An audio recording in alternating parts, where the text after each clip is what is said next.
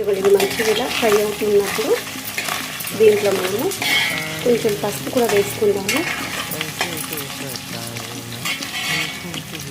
కొంచెం వేసుకుంటే సరిపోతుంది, ఎక్కువ అవసరం లేదు.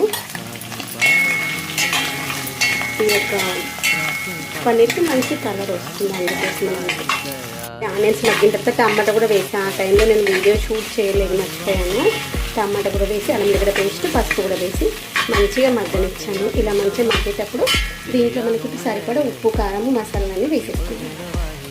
నేను రైస్ అనేటప్పుడు అసలు సాల్ట్ ఏం వేయలేదు కాబట్టి సాల్ట్